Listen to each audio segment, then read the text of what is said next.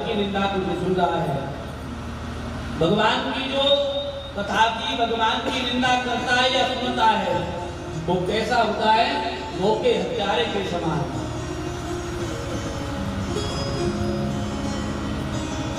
समय बीता, भगवान चले आए। अब भगवान को दिखाने के लिए बर्थडे में 100 लोग आए हों और हम फिर 500 बुलाते हैं दिखाने के लिए। उसके बर्थडे में 4 बल्ब लगे थे, तुम्हारे में 40। और कई कई जगह ऐसा होता है कि बालक के बर्थडे में 40 बोतल उसके में खुली थी, मेरे में 100। जी बताओ, धन किसका खर्च हो रहा है?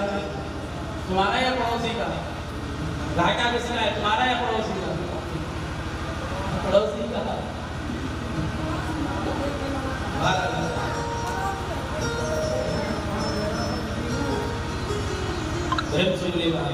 जय जय श्री राधे।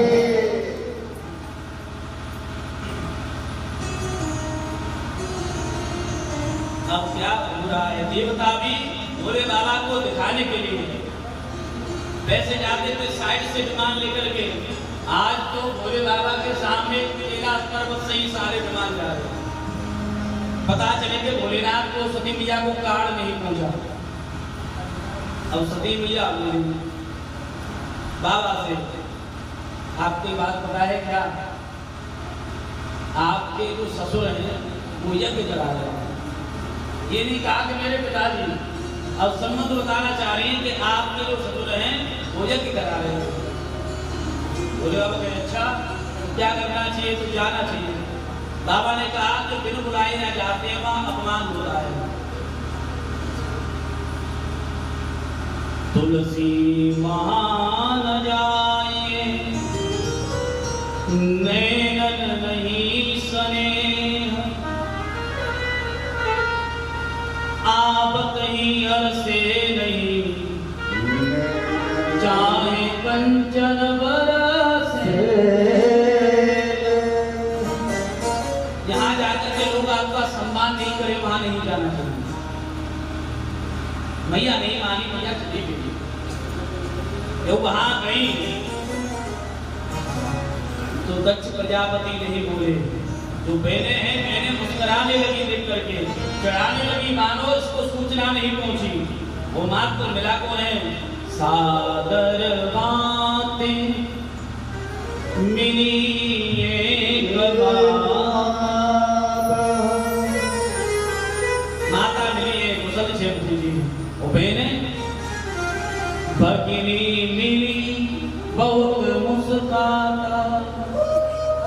मैंने हंसी मजाक उड़ा रही थी।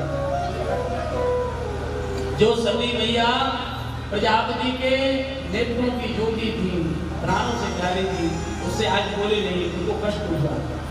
जब यज्ञ में पहुंचे, यज्ञ में क्या देखा कि भोलेनाथ का वहां कोई स्थान नहीं है। जब भोलेनाथ का अपमान देखा, जब भोलेनाथ का अपमान देखा, माता से रहा नहीं गया। वो वहां आने पर पछताने लगी कि मुझे नाथ ने मना की। योगाग्नि के द्वारा अपने शरीर को जला करके भस्म कर दिया। नारद जी ने यज्ञ को विध्वंस करना चाहा। दक्ष प्रजापति ने उनको देवताओं ने मार करके पीट करके भगा दिया। नंदी नंदी बाबा भूतनाथ भोलेनाथ के पास में आए, जब संदेशा सुनाया भोलेनाथ खड़े हो गए। भोलेनाथ खड़े होने के बाद उनका जो शरीर है कंपन करने लगा। क्रोध में बाबा ने अपनी एक जटा उठाई। वो जटा उठा करके जैसे ही पृथ्वी पर पटकी वैसे वीरभद्र का प्रकट हो गए। वीरभद्र बोले वीरभद्र भगवान की। वीरभद्र जी प्रकट हो गए, कहने लगे भोलेनाथ क्या देश है आप बताइए। बाबा कहते हैं आप जाइए दक्ष प्रजापति के सिर को उसके धड़ से अलग कर दो और यज्ञ का ध्वंस कर दो। वीरभद्र साक्षात यमराज की सेना बन करके आज यज्ञ पर ऐसे टूटे हैं। पुका देवता के मुक्के के प्रहार से दांत तोड़ दिए। भृगु महाराज की दाढ़ी को उखाड़ लिया। देवताओं के अस्त्र शस्त्र छीन लिए। अपने अस्त्र के प्रहार से दक्ष प्रजापति का सिर पकड़ करके उसके धड़ से अलग कर दिया, कुंड में डाल दिया। यज्ञ नष्ट हो गया। देवता नारायण की शरण में आए। सबने भोलेनाथ से कहा, भोलेनाथ जब तक फूल आहुति नहीं होगी तो देख करके नारद बाबा को देख करके ध्रुव जी ने प्रणाम किया। नारद जी कहने लगे संस्कार वाले, माता ने संस्कार दिए। पूछने लगे कहाँ जा रहे हो? तो मैं जा रहा हूँ भगवान की प्राप्ति के लिए, क्योंकि नारद जी परीक्षा लेना चाह रहे हैं। ऐसा तो नहीं है घर से गुस्सा होकर के आए हैं और बाद में जब गुस्सा शांत हो वापस चले जाए।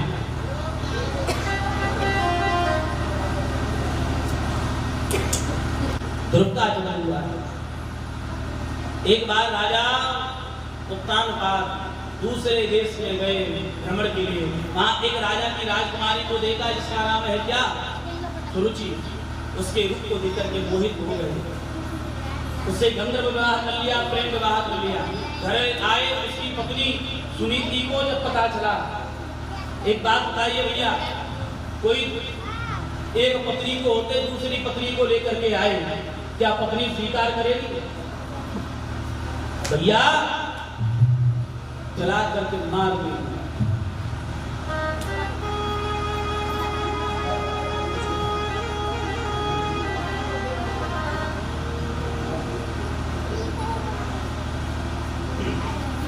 सुनीति के ध्रुव जी प्रकट हुए। सुरुचि के संतान के रूप में उत्तम का जन्म हुआ। संत घटा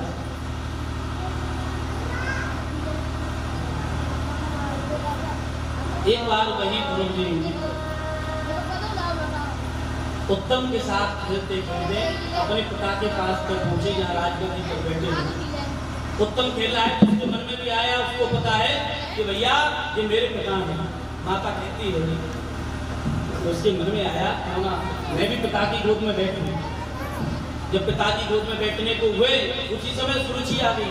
सुरुचि ने उतार दिया, अरे उतर, अगर तुझे अपने पिता की गोद में बैठना है तो जा वन में जाकर के तू तपस्या कर, और जब भगवान प्रकट हो जाए तो भगवान से एक ही बात कहना, क्या कि मुझे दे ही वरदान दे दो कि मैं माता सुरुचि के गर्भ से जन्म लूं। बंधु आपको एक बात बताऊं, सुरुचि ने अपने गर्भ को भगवान से बड़ा बता दिया। ध्रुव तुम वन में जाइए और जाकर के भगवान को प्रकट करिए, और प्रकट करने के बाद में जब परमात्मा प्रकट हो तो आप एक ही वरदान मांगिए, क्या कि मेरा जन्म माता सुरुचि के जन्म से हो। उतार दिया। आज ध्रुव जी ऐसे जा रहे हैं अपनी माता सुनीति के पास में जैसे सर्प को कोई चोट कर देता हो। एक सर्प की भांति फुटकारते हुए जा रहे हैं और जाकर के माता से कहा, माँ मेरा क्या अपराध है ये बता जो मैं अपने पिता की गोद में नहीं बैठ सकता। एक बात बताइए, माता ने इतना सुंदर उपदेश दिया है। मैंने कहा शायद संसार की कोई माता होती तो सुरुचि से भैया लड़ने जाती, लेकिन उसने कहा तुम्हारी माता ने जो कहा है सही कहा है, तुम वन में जाइए और इस पिता की नहीं उस पिता के भी पिता परम पिता परमात्मा की गोद में बैठने के लिए आप परमात्मा को प्रकट करिए। बंधुओं, आज 5 वर्ष की अवस्था, लोग कहते हैं कि उम्र भैया 5 वर्ष की अवस्था ध्रुव जी की है, लोग कहते हैं कि बुढ़ापे में भजन करना चाहिए। बंधुओं, बुढ़ापे में भजन नहीं होता, बुढ़ापे में डॉक्टर की दवा खाई जाती है। जितने जोंट है सब में दर्द। भैया भजन कर मस्त जवानी में, बुढ़ापा किसने देखा है? बुढ़ापे में लगड़े रह जाओगे, परिक्रमा तुम कर नहीं पाओगे। तुम्हारा बुढ़ापे में लगड़े बूढ़े बहरे सब हो जाओगे, तो काय की कथा सुनोगे, काय को भजन सुनोगे, तो क्या भगवान की परिक्रमा कर पाओगे? इसलिए भजन किस समय करें? जिस समय हमें शब्द का बोध हो जाए, हम संसार में शब्दों को सुनना प्रारंभ कर दें। माता को क्या करना चाहिए? सत्संग में बिठावे, सत्संग सुनाए, क्योंकि हमारे यहाँ आषाढ़ में गुरु पूर्णिमा होती है। क्या होती है? गुरु पूर्णिमा। गुरु पूर्णिमा के बाद में क्या प्रारंभ होता है? श्रावण। और गुरु पूर्णिमा का मतलब क्या है भैया? गुरु पूर्णिमा, माँ ही गुरु होती है पूर्ण। वो बच्चे को जैसे संस्कार डाले वैसे ही संस्कार आते हैं। छोटे पौधे को आप जैसे ढालेंगे वैसे ही चल जाएगा। कच्चे गड़े पर जैसी रेखा कर देंगे वैसी ही होगी। बताओ भैया, गलत कहा या सही? आज 5 वर्ष की अवस्था, माता के उपदेश को पा करके आज घर को त्याग करके आज ध्रुव जी जा रहे हैं। अब ध्रुव जी ने कोई गुरु नहीं बनाया, भगवान को भी चिंता हुई। जो जिस मार्ग पर चलता है भगवान के मार्ग पर, भैया उसकी चिंता परमात्मा करता है।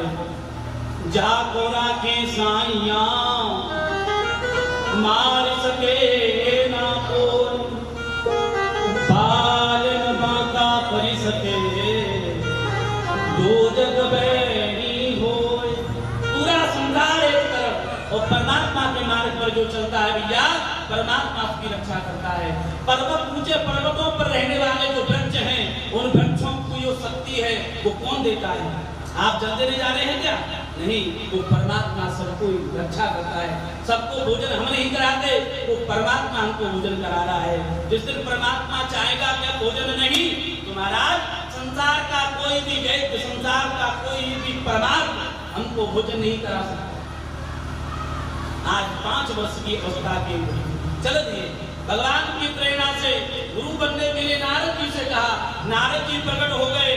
नारद जी ने कहा परीक्षा ली जाए, भक्त कैसा है, संस्कारवान है या नहीं, पहली सिद्धि जानता है या नहीं। हाथ में लेकर के एकदम विरक्त वीर, एकदम वैराग्य के इसमें आकर के हे सती, हे सती, हे सती कहते हुए विचरण कर रहे हैं। भोलेनाथ से कोई कुछ कहता है, सुनाई नहीं देता। ये स्थिति बन गई है भोलेनाथ की। सबने भोलेनाथ से प्रार्थना की, भोलेनाथ ने नहीं सुना। महाराज भगवान नारायण ने अपने सुदर्शन चक्र से माता की शरीर के 52 खंड कर दिए। जब 52 खंड हो गए, वही महाराज वर्तमान समय में भारत वर्ष के अन्य प्रदेशों के इस भूमि के 52 शक्तिपीठ कहलाए। वो 52 शक्तिपीठ हैं। भगवान अपने ही अंशों के रूप में, भैरव के रूप में 52 रूपों से प्रकट होकर के उनकी रक्षा करते हैं। बकरे का सिर दक्ष प्रजापति के मुख पर लगाया गया है। यज्ञ की पूर्णाहुति हुई है। जो अभिमानी दक्ष अपने बल का, अपनी छाती का मैंने करता था, आज उसके मस्तक पर भैया जो मैंने करने वाले बकरे का सिर लग गया। जब सिर रखा, सिर रखने के बाद में यज्ञ की पूर्णाहुति हुई।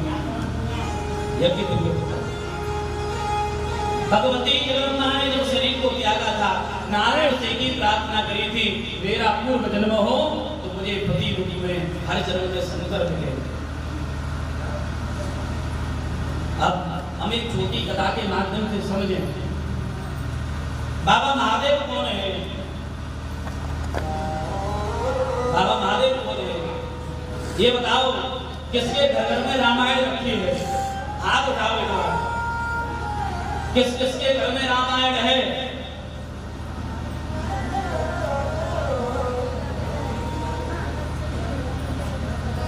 देखिए, या हाथ उठाना नहीं चाह रहे या हाथ नहीं उठा रहे। जिन्होंने उठाया है, जिन्होंने नहीं उठाया, एक बात तो राजू भैया ये बात हो कर दी है। फेसबुक पर, ट्विटर पर, इंस्टाग्राम पर, अन्य ग्रुपों पर हम सनातनी सनातनी सनातनी सनातनी कहने से सनातन नहीं चलता। भगवान पहनने से भैया सनातनी नहीं होता। ये हमारा सौभाग्य नहीं, हम सबका दुर्भाग्य है। जो हमको शिक्षा मानस देती है उसका नाम क्या है? रामचरितमानस। भगवान राम ने जो किया है वो मनुष्य को करना चाहिए, और भगवान कृष्ण ने जो कहा है वो मानव को करना चाहिए। वो ये कहे कि भगवान ने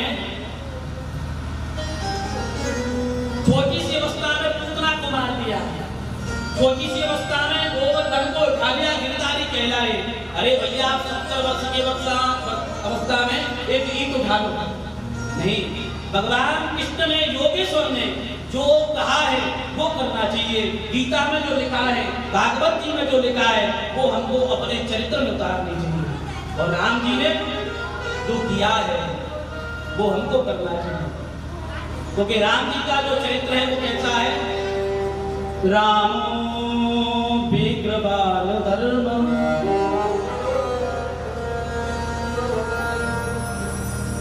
अरे बंधुओं, अगर तुमसे कोई ये कह दे धर्म क्या है, आप क्या कहेंगे? धर्म की तुम शब्दों में परिभाषा क्या है? वो भागवत जी के जो 6 प्रश्न है उसमें से पहला प्रश्न यही है, धर्म है क्या? क्या मंत्र जाना धर्म है? यज्ञ करना धर्म है? क्या धर्म है? नहीं। अगर कम शब्दों में इसकी व्याख्या करी जाए तो धर्म है क्या? भैया धर्म एक ही है। वो क्या है? वाल्मीकि महाराज अपनी वाल्मीकि रामायण में लिख रहे हैं क्या? अरे धर्मो विग्रहवान धर्म। अरे भैया धर्म वो है साक्षात भगवान राम जी का चरित्र, राम जी का जीवन, राम जी का चलना। इसका दूसरा एक नाम है, क्या है? रामायण। किस किस ने रामायण टेलीविजन टीवी पर देखी? हाथ उठा। सबको अपनी अपनी सौगंध है, जिन्होंने देखी हो वही उठाए।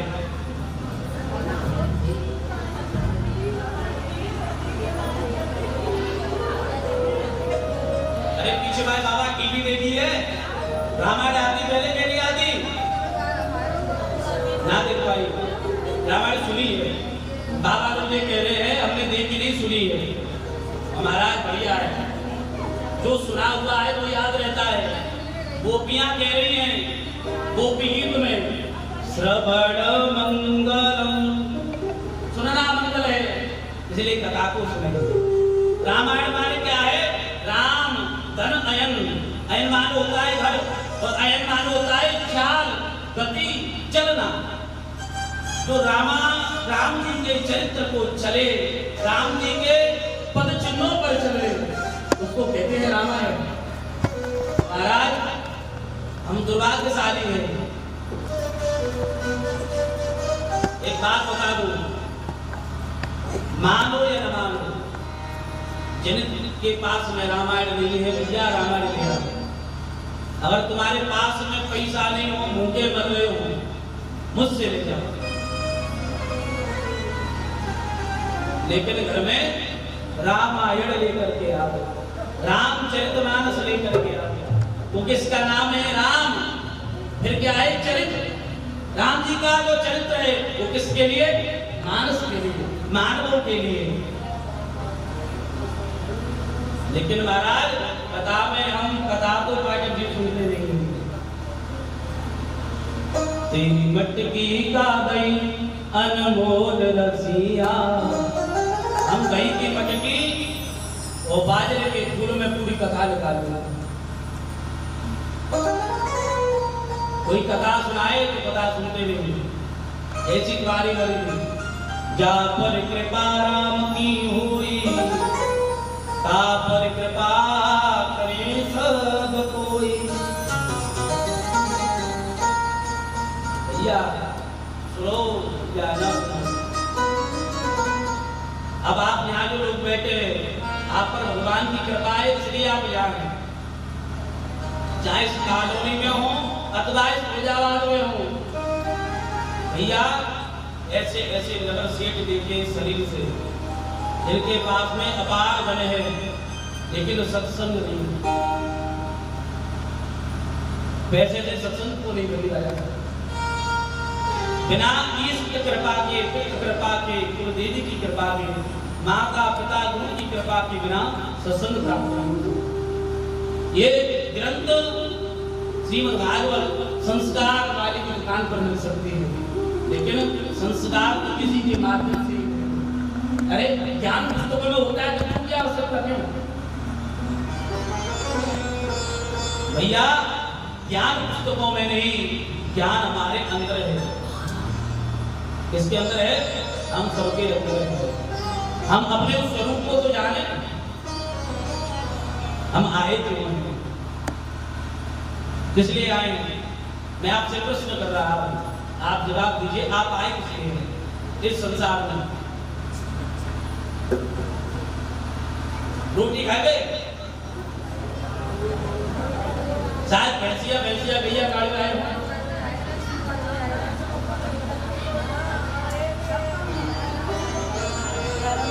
काय के लाए मोमोस गट्टा डाले लड्डू खाए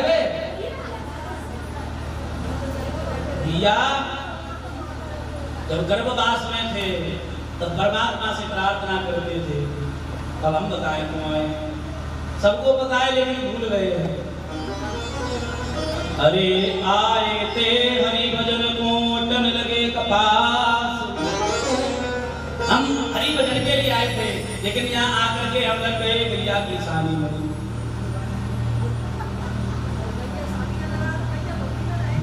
लेकिन भैया पूछेंगे देवी भैया क्या खोपड़ी में सत्संग भी तो डालना चाहिए, लेकिन हकीकत है कहने करने में अंतर है, सुनना सहज है, करना कठिन है। या कोई भी राष्ट्रपति 2 मिनट में शपथ ले लेता है, प्रधानमंत्री 2 मिनट में शपथ लेता है, लेकिन उस पर चलना बड़ा कठिन है। बाबा महादेव कौन है, उसी रामायण में लिखा है, शुरुआत में ही लिखा है मंगलाचरण में, श्रद्धा विश्वास रूपिणम। बाबा महादेव कौन है, विश्वास, और उनकी पत्नी जो पार्वती है उनको क्या कहा गया है, श्रद्धा। क्या श्रद्धा, और विश्वास कौन है, उनके पति महादेव, श्रद्धा विश्वास रूपिणम। इनके पुत्र कौन है, गणेश जी, और गणेश जी को क्या कहा गया है, विवेक। अच्छा ये बताइए तो पार्वती मैया है उनकी माता का क्या नाम है, मैना, और पिता का नाम क्या है, हिमालय।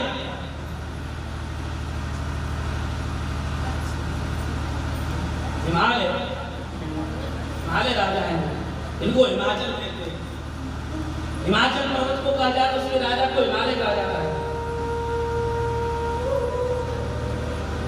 हिमवानी क्या होता है, बर्फ, और लय माने लगना। जब हम हिमालय की तरह भगवान की भक्ति में जब लग जाएंगे तो हमारे घर पर भी श्रद्धा रूपी पार्वती का जन्म होगा।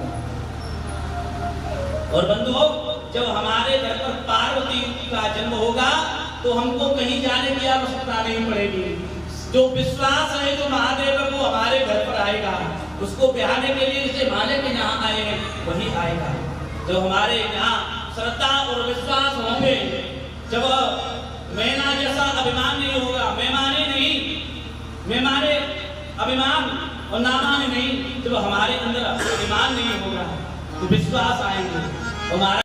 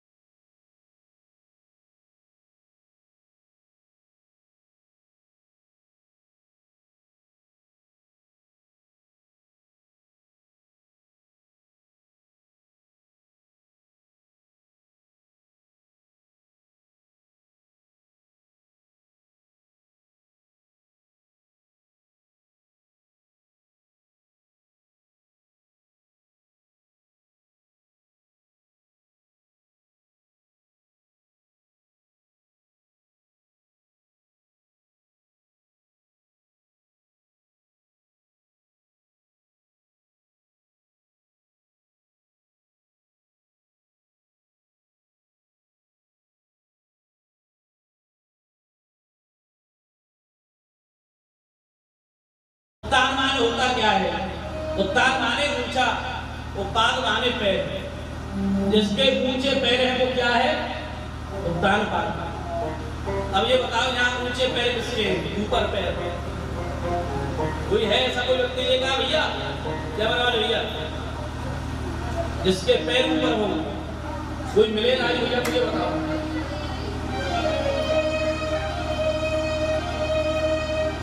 आपने देखा है क्या? हमने देखा है।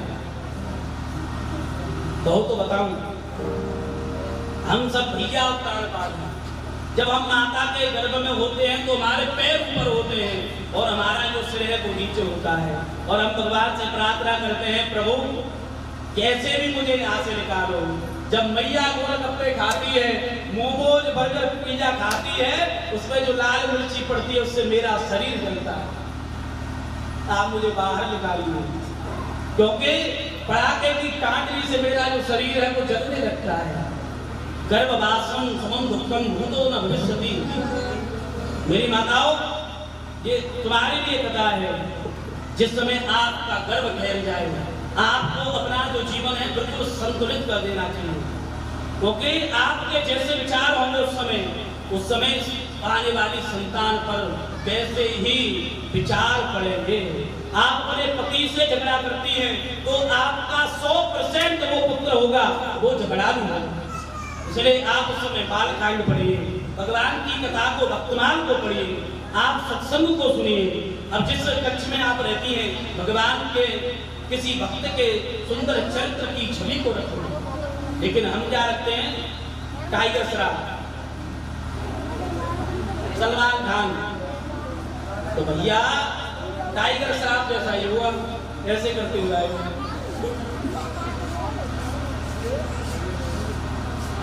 और यही उत्तान पाद राजा के 2 पत्नियां हैं। क्या है? एक का नाम सुनीति है और दूसरे का नाम सुरुचि है। थोड़ा इस कथा को मैं संक्षिप्त में कर दूं, आप सब लोगों ने कथा सुना है। इसका जो अध्यात्म है वो मैं आपको समझाऊंगा। देखिए, उत्तान पाद हम सब लोग हैं, और महाराज एक उसकी 2 पत्नियां हैं। एक का नाम क्या है? सुनीति। सुनीति माने सुंदर नीति।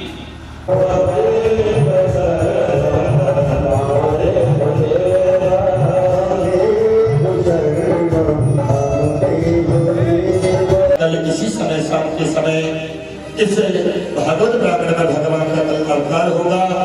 तो सभी कल जो भी आप याद रखना, नवद्वारपुरे देहि 2 मित्र हैं बुरा भैया, उनमें बड़ी सच्ची और पक्की प्रगाढ़ मित्रता है। एक का नाम है पुरंजन और दूसरे का नाम क्या है? अविज्ञात। और दोनों ने एक संकल्प लिया, एक मन में विचार किया, क्यों ना हम शहर घूमने चलें। अविज्ञात मना कर देता है कि मैं तुम्हारा यही इंतजार कर रहा हूँ, आप जाइए, दर्शन करिए। अब पुरंजन अकेला घूमता है महाराज, लाखों शहर घूमता है। घूमते घूमते उसको एक नगर दिखाई देता है। वो क्या है? नवद्वारपुरे देहि। उस पुर के 9 द्वार हैं, और जब 9 उसके पुर के द्वार हैं, वहां महाराज 5 फणों का एक सैनिक है। जब उसमें अंदर प्रवेश किया, जब उसने क्या देखा कि उस नगर की जो स्वामिनी है वो एक स्त्री है, वो अपने रथ पर बैठ करके भ्रमण कर रही है। और जब उस पुरंजन ने उस स्त्री को देखा, और जब महाराज की स्त्री को देखा, स्त्री की नेत्रों से नेत्र मिल गए, एक दूसरे को पसंद कर लिया, मंदिर में विवाह कर लिया। अब उनकी ऐसी स्थिति बन गई, उसका नाम पुरंजन था और उसकी स्त्री का नाम क्या हो गया? पुरंजनी। जब दोनों में प्रेम हो गया, इतना प्रेम हो गया कि पुरंजनी हंसे तो पुरंजन हंसे, और पुरंजनी खावे तो पुरंजन खावे, और पुरंजनी बोले तो पुरंजन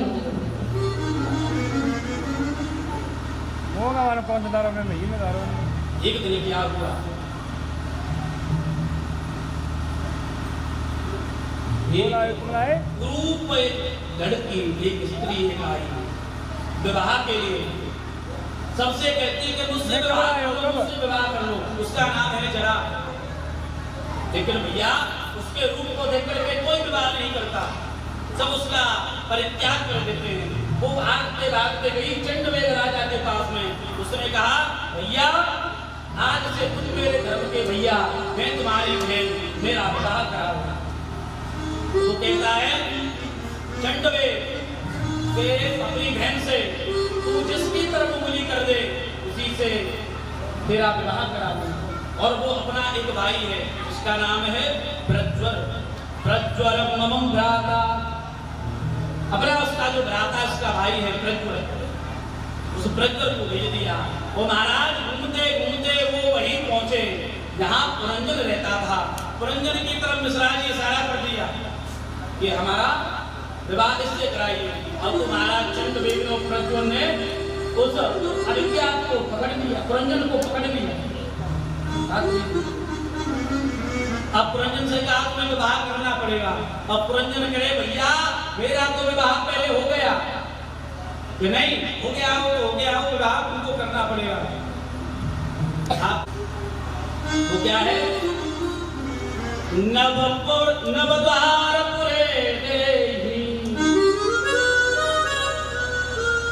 दो मित्र है, एक का नाम है पुरंजन, नाम भी याद रखना क्योंकि मैं आपसे पूछूंगा, क्योंकि मेरा कथा कहने का तरीका सबसे अलग है।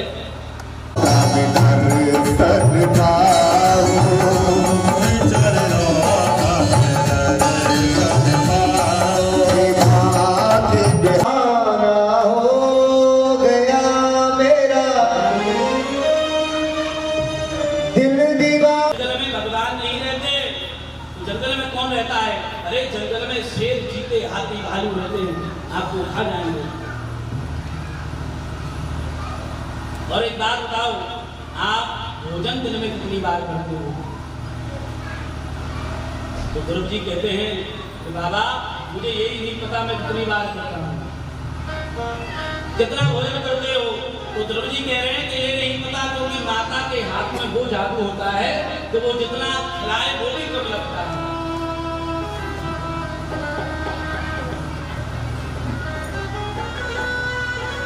उन्होंने कहा यहाँ कौन भोजन कराएगा? उन्होंने कहा मेरी माता ने कहा है इस माता को छोड़ करके जा रहा है, तुझे वन में बल देवी देगी, वो तेरी रक्षा करेंगे।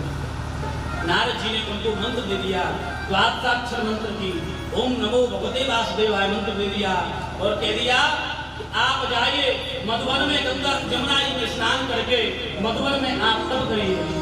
आज नन्हे से बालक ध्रुव जी महाराज तप करने के लिए बैठ गए। एक नियम बना लिया उन्होंने, क्या? अब महाराज पहले महीने में तीन दिन के बाद में कैद के फल खा करके रहते, फलाहार करते 3 दिन में एक बार। और दूसरा महीना हुआ तो महाराज अब दूसरे महीने में जो पत्ते थे सूख जाते थे, उन सूखे पत्तों को 6 दिन में एक बार खाते। तीसरे महीने में जल पी करके रहते, 9 दिन में एक बार जल पिए। और जैसे ही 4था महीना आया महाराज, अब 12 दिन में 5 वर्ष के ध्रुव जी एक बार वायु एक श्वास ले तो 12 दिन के लिए फ्री। और महाराज जैसे ही 5वां महीना लगा, आज तो ध्रुव जी ने अपनी एक लंबी सांस ली और अंगूठे के बल पर खड़े हो गए और अंगूठे के बल पर खड़े होकर के अपनी सांसों को लेना बंद कर दिया। और जब सांस को लेना बंद किया